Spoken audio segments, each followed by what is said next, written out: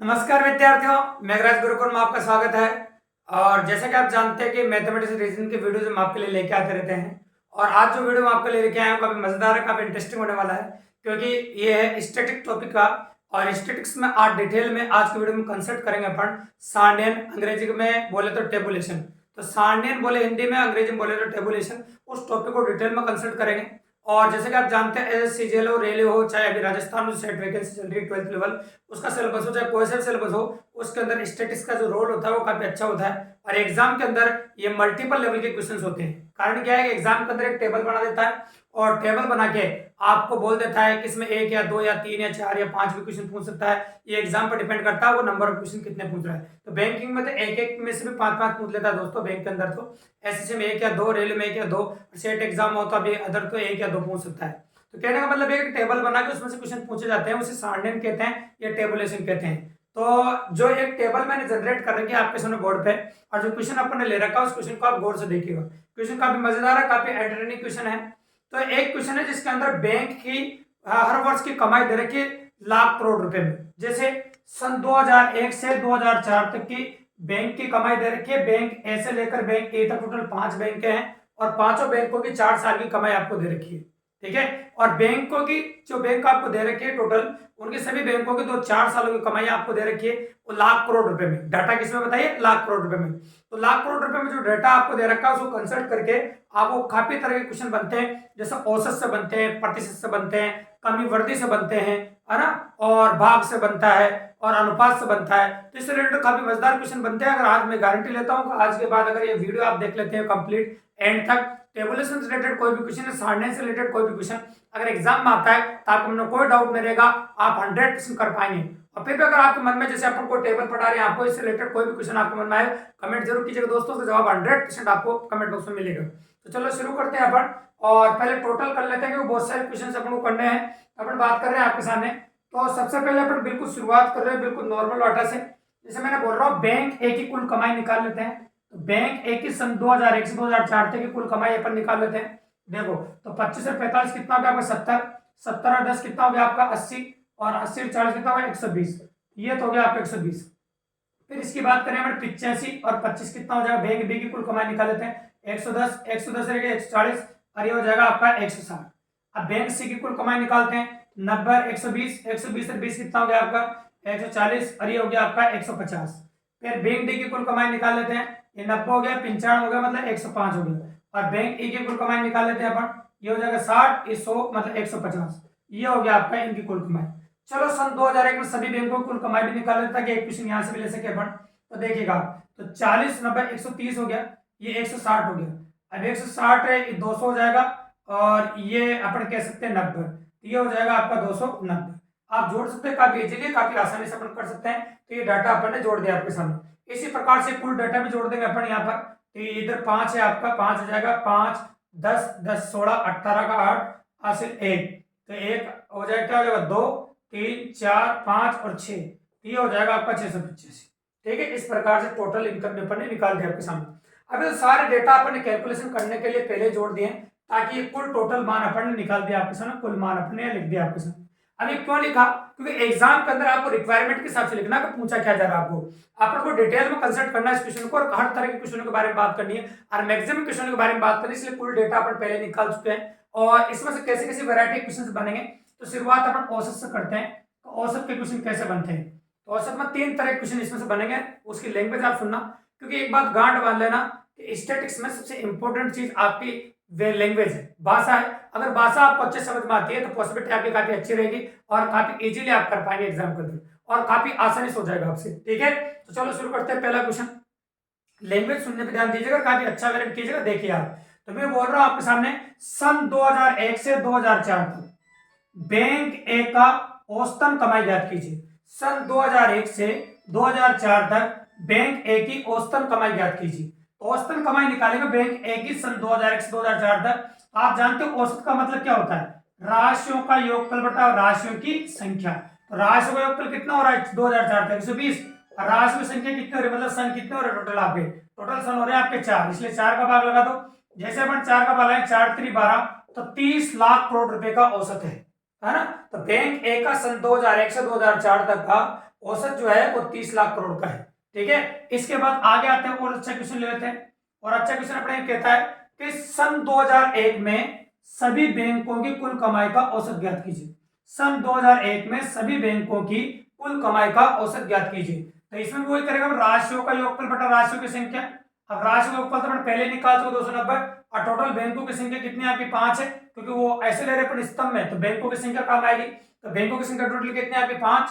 तो औसतन कमाई कैसे होगी प्रति बैंक की 2001 में, तो 5 पंजे 25 और 8 पंजे 40, मतलब 58 लाख करोड़ रुपए का औसत रहेगा। आपको डेटा जो है वो लाख करोड़ रुपए में है। अब लेते हैं टफ क्वेश्चन। ये तो अपन ने कैलकुलेशन करके जोड़ पहले दिया है, इसलिए क्वेश्चन आसान हो रहा है। जब एग्जाम के अंदर ये लास्ट क्वेश्चन पूछता है तो फिर आपको जोड़ना पड़ेगा, और इसमें कैलकुलेशन थोड़ी ज्यादा होगी। स्टैटिस्टिक्स पढ़ रहे हैं तो दोस्तों इस बात को विशेष तौर से ध्यान रखेगा कि कैलकुलेशन तो होनी ही है, और कैलकुलेशन स्वाभाविक सी बात है। इसके बाद अगर हम आगे बात करें आपके सामने, तो ये बोला सभी बैंकों की कुल कमाई का औसत ज्ञात कीजिए। सभी बैंकों की कुल कमाई का क्या ज्ञात कीजिए, औसत। और कुल कमाई तो अपन ने जोड़ी रखी, पहले सबकी कुल कमाई जोड़ दी और सारी कुल कमाई नीचे जोड़ दी, तो ये हो गया आपको 685। और टोटल बैंकों की संख्या कितनी है 5। सभी बैंकों की कुल कमाई का औसत भी निकाल देंगे अपन।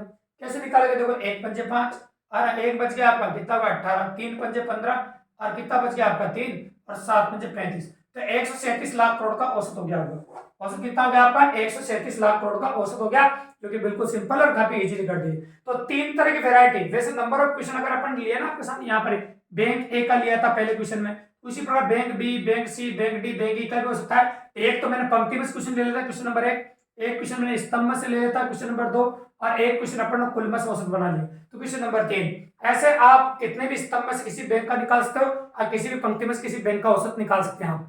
तो औसत से रिलेटेड कोई भी क्वेश्चन आ जाए, इन 3 क्वेश्चनों को आप गौर से देख लीजिए, आप 100% एग्जाम के अंदर कर सकते हैं। जो अगर स्टैटिस्टिक्स में टेबुलेशन में औसत से रिलेटेड कोई भी क्वेश्चन आए तो काफी इजीली आप कर पाएंगे। और इसके बाद अगर आगे हम बात करें आपके सामने और कैसा क्वेश्चन बनेगा, तो चलो क्वेश्चन नंबर 4 ले लेते हैं अपन। अब बात करते हैं अपन प्रतिशत पे।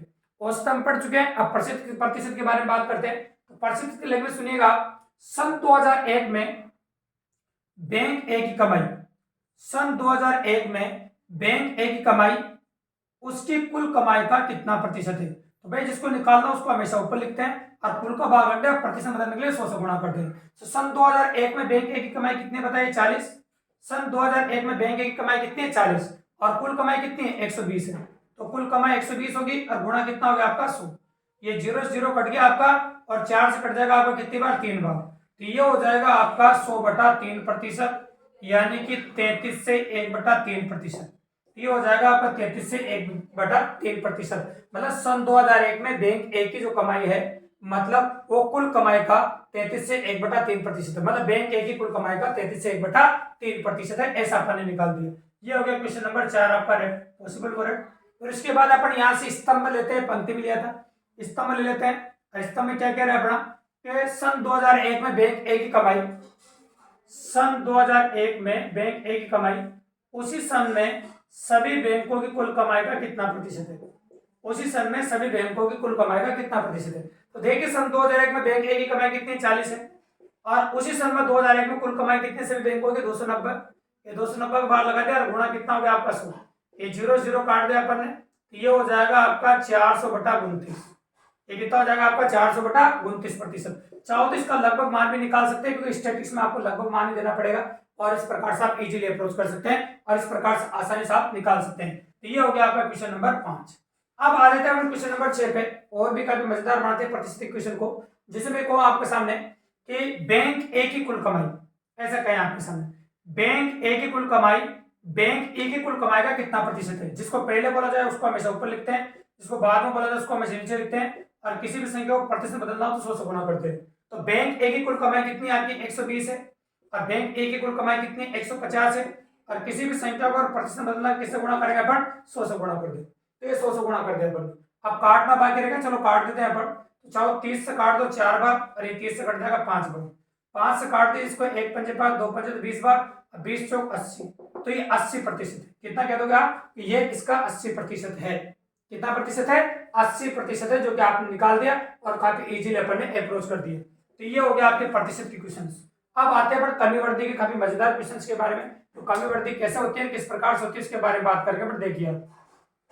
तो मैं कहूँ आपके सामने वृद्धि और कमी दोनों का इफेक्ट देखते हैं अपन किस प्रकार से होता है देखिए।